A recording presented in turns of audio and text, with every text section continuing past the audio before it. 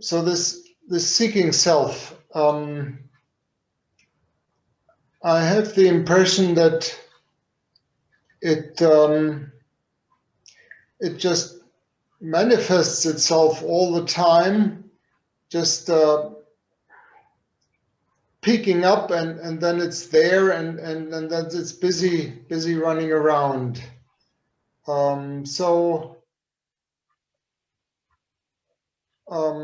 Of course, when I sit down, then there's something else happening, and I can get to terms with it, or I can recognize it. But in daily life, it very often it just goes off, and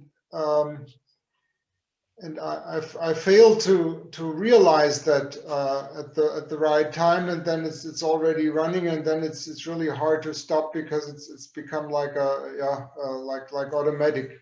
So is there any kind of idea how to realize or recognize easier when it starts running? Yes, it kind of takes on a life of its own, doesn't it? Yes. Well, first of all, that is one of the practical reasons of doing what you are doing now, which is a kind of a retreat. In other words, an intense, in a sense, it's artificial. We are separating ourselves from our daily life, workaday world, and so on. But the value of it is then to have a chance, hours, perhaps even days or weeks, to just give ourselves to this. And as you know, Bernhard, you have done many retreats. Often the first day or so, it can be quite difficult, because it's almost like that other stuff, all of these thoughts and ideas and intentions, they sometimes seem to increase, don't they, in the beginning, huh? But by practicing properly, returning to this body, this breath, this mind right here, as you know from your experience, right, Bernhard? Within a day or two, that stuff starts to just dissolve of its own accord. If we try to fight it, this can just create more problems. That's one example of what I meant when practicing wrongly, we can actually increase the confusion. So, as almost all of you know, by giving ourselves to the practice, in time you can start to confirm for yourself, yes, I don't have to even really get rid of them. They just kind of dissolve of their own. If I stop feeding them, if I stop going there, giving them fuel, soon enough, they start to dissolve.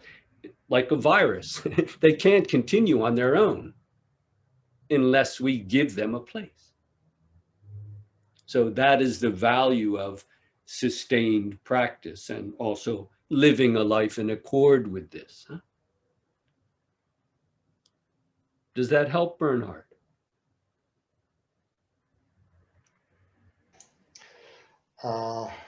In a way, yes, but I was thinking if there's any way to more to earlier recognize the start of running around outside of the retreat, you know? What I would say is, rather than do that, by having a focus that keeps you there in the first place, like an anchor or like a magnet. This is the value of sitting, or of course also a koan, you see? If it's something that's really alive and burning for you, what is this? Who is this? What is at the bottom of this? I really must, in this life, know immediately and directly, who is this? If I don't know that, I don't know anything. When this kind of a natural koan, or it can be a given koan. But when it starts to really work in us, you see how that can be what you are talking about, Bernhard. It's not that well, I would say that is what keeps you from wandering off. If that is really alive and burning for you, you see, there is no space or place to wander off. Do you see what I mean? It's something that must be resolved when we open up to it. A good example is an emergency. Have you ever been in a real crisis situation, where come across an accident in the road, for example, and you have to act? Some people may go into shock and they cannot function, but most of us are able to respond immediately, to see what needs to be done, get a flare or something from out of the back of the car and put it up, move the person away out of the road, something like that. We're able to do that. Do you follow, Bernhard?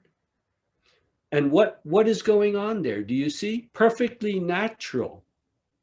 All of that stuff in our mind that you are now talking about, right? Where does it go in an emergency, Bernhard? Do you push it away? It's gone. It's gone. There's that person lying there on the road, right? I say, well, maybe I wonder what's for dinner. There's just this, what must be done. So you see, in a sense, you already have the ability to do what you're talking about. You understand? But when the mind indulges, well, yeah, we'll go on forever. That's right. So please don't wait for an emergency crisis situation. It's right here and now. You see, that's how we practice. That's how we practice. There is nothing else. When that's clear, the way is clear, I assure you. Do you want to say anything else, Bernhard?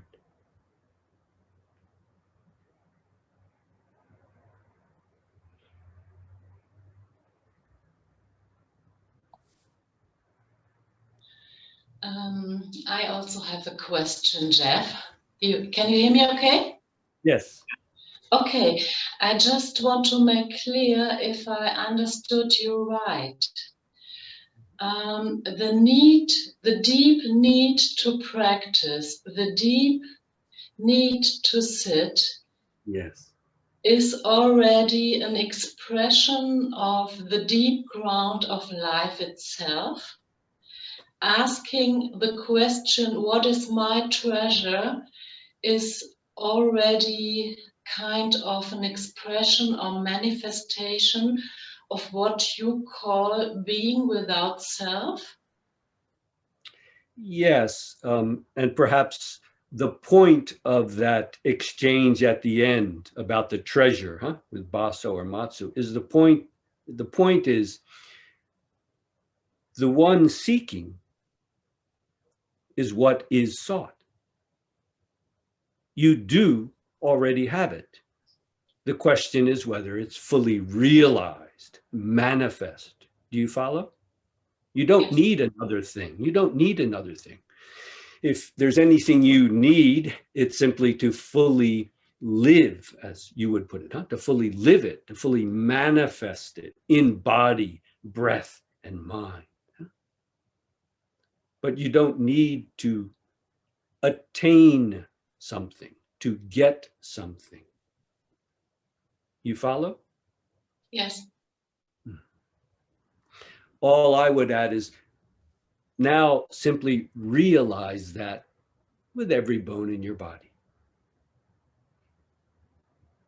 Does that help, Birgit? Yes, thank you. Yeah, thank you for your question.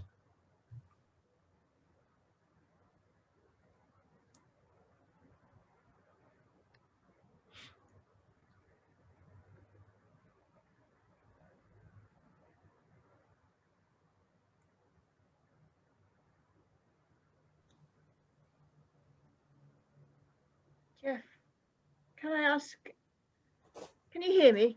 Yes. Can I ask something about the sangha? You didn't talk about the sangha in your talk, but in your introduction, as you usually do, you said how important it was for us to be here together and encourage each other. Yes. And then all the things you were recommending in your talk were things we do as individuals. Can you say Yes. something about how I can best be open to encouragement from the sangha and how I can best contribute to others' well-being? Yes, it's a delicate question because in a sense, during a retreat, we are focusing in a way on our own practice. The focus is in sustained Zazen meditation. We're not engaging in conversations and discussing things so much. We're sitting, that's the basis.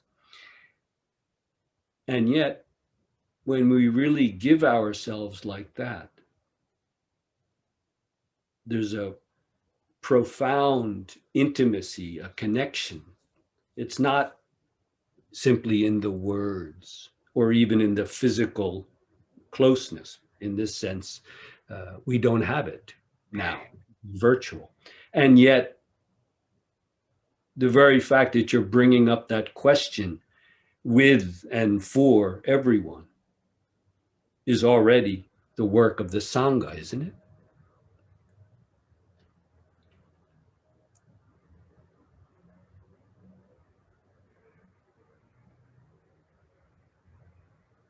Do you know what I mean? I think so. Mm-hmm. Yeah. Your question, of course, is a very important one because the question of how do we work together.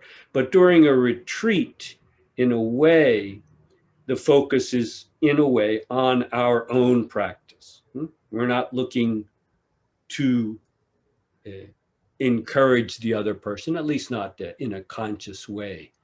But I would say, in your sitting itself, in your question itself, Yeah. Sangha is being encouraged. So I wouldn't worry too much about it. When the retreat is over, your question becomes more important. Do you follow? Yes, I do. Thank you. Yes. So please don't forget it. But for now, just dive into this, and you will see when you dive into this, the Sangha is there with you.